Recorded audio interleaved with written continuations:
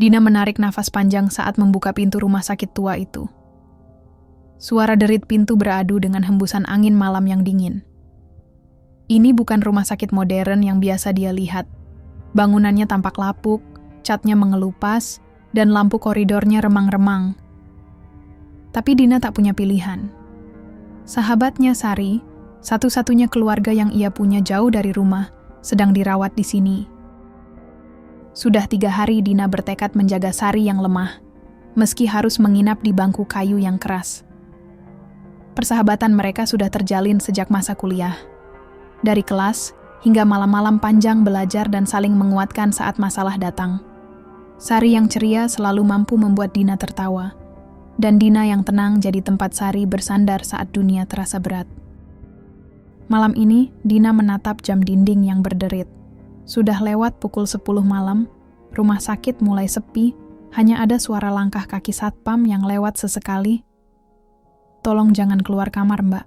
Malam-malam begini banyak hal aneh di sini," kata satpam dengan suara pelan saat melihat Dina berjalan menyusuri lorong. Dina hanya mengangguk, mencoba menenangkan diri. Tapi saat ia kembali ke kamar, sebuah suara lirih terdengar. Suara tangisan sayup dari lorong gelap yang membuat bulu kuduknya berdiri. Dina duduk di kursi kayu tua, matanya tak lepas dari sahabatnya, Sari, yang tertidur dengan napas pelan. Rumah sakit tua itu sunyi, hanya terdengar detak jam di dinding dan suara alat medis yang berdengung samar. Tiba-tiba, dari lorong gelap terdengar suara tangisan lirih. Suara itu mengiris keheningan, seperti jeritan hati seseorang yang tak bisa lepas dari penderitaan. Dina berdiri perlahan, menoleh ke arah suara itu. Ia merangkak ke pintu kamar dan mengintip ke lorong. Tapi yang ia lihat hanya kosong, sunyi, tanpa ada seorang pun. Rasa dingin merayap di sepanjang tulang punggungnya. Saat ia menoleh kembali ke kamar, sebuah kursi roda tua yang terparkir di sudut kamar bergeser perlahan, meski tak ada angin sedikit pun. Detak jantung Dina mulai tak beraturan. Ini bukan rumah sakit biasa, pikirnya dengan ngeri. Suara tangisan itu kembali terdengar, makin dekat dan makin menyayat. Dina tahu, malam di sini baru saja dimulai. Malam itu, Dina mencoba menenangkan pikirannya yang kacau. Suara tangisan yang terus bergaung di lorong membuatnya susah tidur. Ia duduk di tepi tempat tidur Sari, menatap wajah sahabatnya yang lemah, berharap semua ini cuma ilusi, namun ketenangan itu segera terusik ketika matanya menangkap sesuatu di kamar sebelah. Di balik pintu yang sedikit terbuka, sosok perempuan kurus duduk dengan kepala menunduk, seolah tenggelam dalam kesedihan yang dalam. Rambutnya panjang dan kusut, wajahnya tak terlihat jelas karena bayangan. Dina mengedip, mencoba memastikan penglihatannya. Namun, ketika ia mencoba bertanya, sosok itu menghilang begitu saja, lenyap tanpa jejak. Keesokan harinya, Dina bertanya pada salah satu perawat yang lewat di lorong. "Permisi, tadi malam saya lihat ada pasien di kamar sebelah, tapi kamar itu seharusnya kosong. Ada apa ya?" Perawat itu terdiam sejenak, lalu menatap Dina dengan mata penuh waspada. "Kamar itu sudah lama dikunci, Mbak. Sudah bertahun-tahun nggak ada pasien di sana. Beberapa staf bilang ada yang aneh, kadang terdengar suara-suara dan penampakan." Dina merasakan bulu kuduknya berdiri. "Tapi saya tadi malam lihat seseorang di sana." Perawat itu hanya tersenyum tipis, lalu pergi meninggalkan Dina dengan banyak pertanyaan di kepala. Sejak saat itu, malam-malam Dina di rumah sakit itu tak lagi sama. Bayangan hitam yang samar di pojok mata, suara langkah kaki tanpa sumber, dan bisikan-bisikan halus mulai mengelilinginya. Sari yang mulai membaik pun kadang-kadang terlihat menatap kosong ke arah lorong, seperti bisa melihat sesuatu yang Dina tidak bisa lihat. Dina tahu, sesuatu yang gelap dan berat sedang menghantui mereka. Rumah sakit tua ini menyimpan rahasia kelam yang belum terungkap. Dan malam-malam mereka di sana baru saja mulai. Hari ketiga di rumah sakit itu, suasana berubah drastis. Sari, yang semula hanya lemah karena sakit, mulai menunjukkan perubahan aneh yang sulit Dina pahami.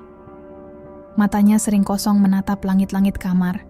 Bibirnya bergerak pelan seperti mengucap sesuatu yang tak jelas.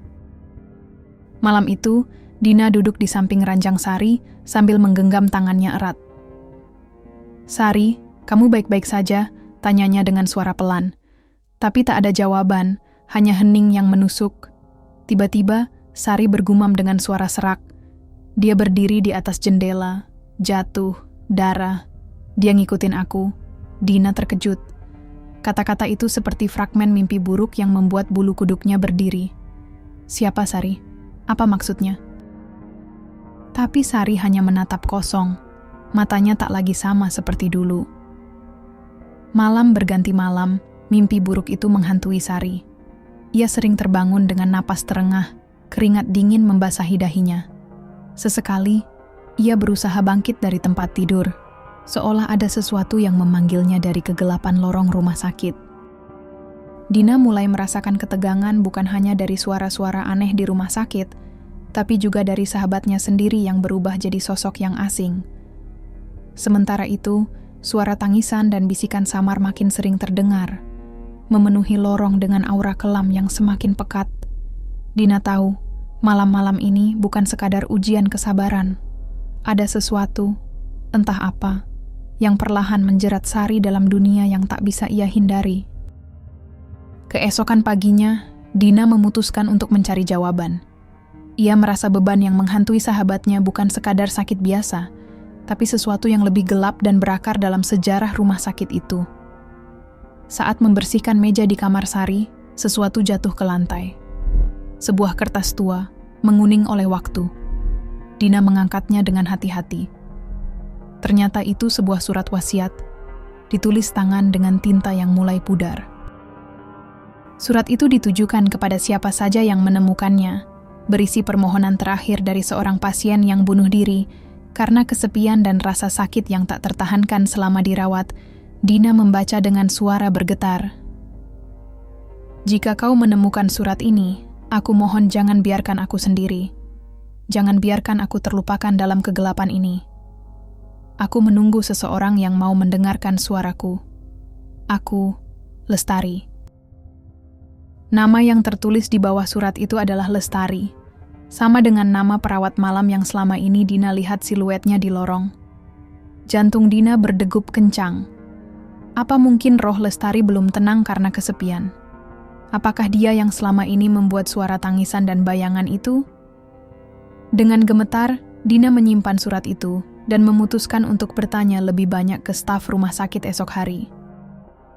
Dia harus tahu siapa sebenarnya Lestari dan apa yang terjadi padanya. Tapi yang lebih menakutkan adalah, semakin dalam Dina menyelidiki, semakin dekat ia dengan sesuatu yang tak bisa ia bayangkan. Keesokan harinya Dina berjalan dengan langkah berat menuju ruang perawat. Ia harus mendapatkan jawaban soal Lestari. Dengan suara yang masih bergetar, ia bertanya pada salah satu perawat yang sudah lama bekerja di rumah sakit itu. "Maaf, Bu. Saya mau tanya tentang perawat bernama Lestari. Apakah beliau masih bekerja di sini?" Perawat itu memandang Dina dengan tatapan kosong sesaat, lalu suara yang keluar pelan dan penuh waspada. "Lestari? Dia sudah tiada, Mbak. Sudah lebih dari 10 tahun lalu dia meninggal dunia. Gantung diri di ruang rawat 309. Dina terkejut. "Gantung diri? Kenapa?" Perawat itu menghela napas panjang. Dulu Lestari sangat peduli pada pasien, terutama yang kesepian. Tapi kabarnya dia merasa sendiri dan tidak kuat menghadapi tekanan pekerjaan. Setelah itu banyak yang bilang ada kejadian aneh di ruang 309, suara-suara, bayangan, bahkan penampakan. Dina merasakan bulu kuduknya meremang. Jadi, selama ini bayangan dan suara yang saya dengar, mungkin dia?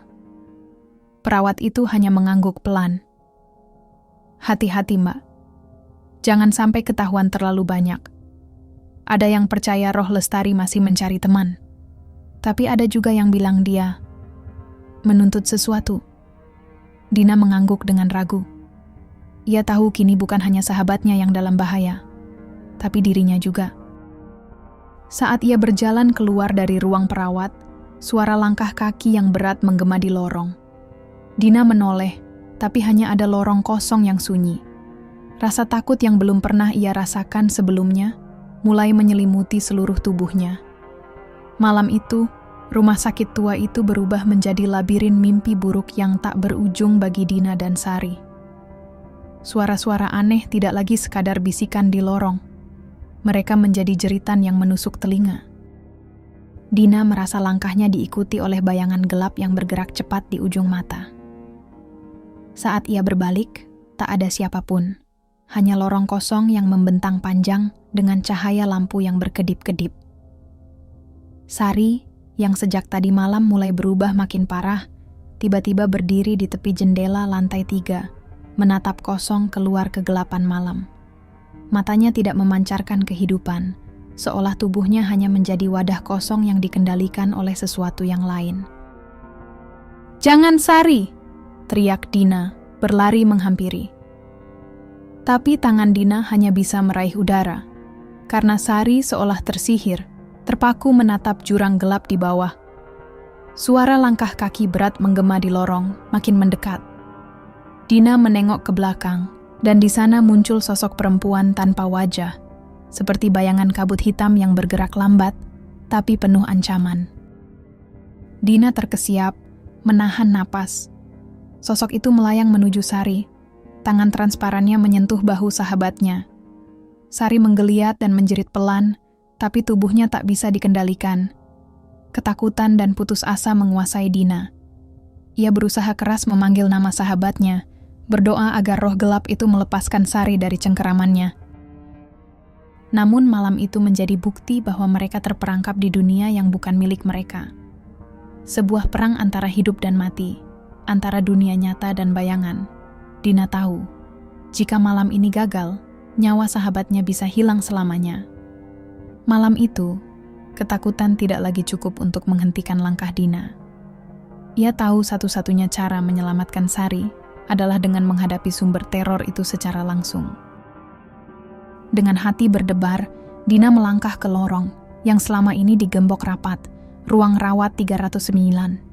Kunci yang biasanya tertutup rapat kini tergantung-menggantung di gagang pintu, seolah mengundangnya masuk. Dengan tangan gemetar, Dina mendorong pintu itu perlahan. Bau apek dan dingin menusuk hidungnya. Di dalam, suasana pekat, dinding berlumut, dan sebuah baju suster penuh noda darah tergantung di atas lampu. Suara langkah berat terdengar dari sudut ruangan. Dina menoleh dan melihat sosok perempuan kurus, berpakaian suster putih, berdiri dengan kepala tertunduk. Namun wajahnya kosong, tanpa bentuk, seperti bayangan kabut yang menakutkan. "Kenapa kau datang?" Suara lirih terdengar, menggema di ruangan itu. Dina membeku, takut sekaligus ingin tahu. Aku ingin tahu kenapa kau mengganggu sahabatku," jawab Dina bergetar. Sosok itu mengangkat kepala perlahan, dan suara itu kembali. "Aku hanya ingin ditemani, aku sepi, aku menunggu seseorang yang peduli." Dina merasakan perasaan pilu yang mendalam, tapi juga ketakutan yang mencekam. "Kalau aku tak menemaninya, kau akan terus mengganggu kami?" tanya Dina. Sosok itu mengangguk pelan, lalu menghilang dalam kabut tipis yang menyelimuti ruangan. Dina tahu, malam ini bukan sekadar perjuangan melawan hantu, tapi juga pertaruhan jiwa. Malam semakin larut. Suasana di rumah sakit berubah menjadi panggung kegelapan yang penuh ketegangan. Dina berdiri di lorong panjang dengan napas terengah, mencoba menguatkan hati untuk menyelamatkan Sari yang kini hampir terjerat sepenuhnya oleh bayang-bayang gelap. Sari berdiri di ujung lorong, matanya memancarkan cahaya merah yang tidak manusiawi. Tubuhnya bergerak kaku seperti boneka yang dikendalikan oleh tangan tak terlihat. Di belakangnya, muncul sosok Lestari, perawat bayangan dengan wajah yang menyakitkan dan penuh kepedihan. "Kau tidak seharusnya mencampuri urusanku," suara Lestari bergema, dingin dan menusuk tulang. Dina melangkah maju, berusaha menyentuh sahabatnya. "Sari, ingat aku, ingat siapa kamu. Kita sahabat, aku di sini untukmu." Sari bergetar sejenak, dan seolah berjuang melawan sesuatu di dalam dirinya. Namun, Bayangan Lestari melangkah lebih dekat, membisikkan kata-kata penuh dendam yang membuat tubuh Sari semakin lemah. Dina menutup mata dan berdoa, mengumpulkan keberanian terakhirnya. "Lestari, dengarkan aku. Jika kau merasa kesepian, aku bersedia menemanimu, tapi jangan ambil nyawa sahabatku." Sosok Lestari terdiam, sejenak terlihat wajahnya berubah dari penuh amarah menjadi pilu. Suasana menjadi hening sesaat, kemudian angin dingin berhembus, meniup rambut Dina dan Sari. Dalam keheningan itu, Sari mengeluarkan napas panjang, dan matanya kembali normal. Ia jatuh ke pelukan Dina, menangis tersedu-sedu. Lestari menghilang perlahan, meninggalkan ruangan yang kini terasa lebih ringan. Dina tahu, perjuangan mereka belum selesai, tapi malam ini, mereka berhasil melewati ujian terberat. Fajar mulai menyelinap melalui jendela kamar rumah sakit yang kusam. Sinar lembut pagi membawa kehangatan yang sudah lama hilang dari sudut-sudut gelap rumah sakit tua itu. Dina duduk di samping Sari, yang kini tampak lebih hidup dan segar. Matanya yang semula kosong kini kembali bersinar dengan harapan. Mereka berdua saling tersenyum, seperti melewati badai bersama. Meski begitu, bayangan misteri rumah sakit itu masih terasa. Di sudut lorong, samar-samar terdengar suara lirih, seperti bisikan seorang perempuan yang sedang menunggu. Dina menghela napas panjang, menyadari bahwa meski malam ini telah berlalu, rahasia rumah sakit itu belum sepenuhnya terungkap. Tapi satu hal yang pasti, mereka telah memenangkan satu pertempuran. Sari menggenggam tangan Dina erat. "Terima kasih sudah ada untukku, Din." Dina tersenyum, menatap keluar jendela. "Kita selamanya bersama, Sar. Apapun yang terjadi." Di luar, matahari semakin meninggi, mengusir gelap dan dingin yang selama ini membungkus rumah sakit itu. Namun, bagi Dina, pengalaman malam-malam angker itu akan terus menjadi cerita yang tak akan pernah terlupakan.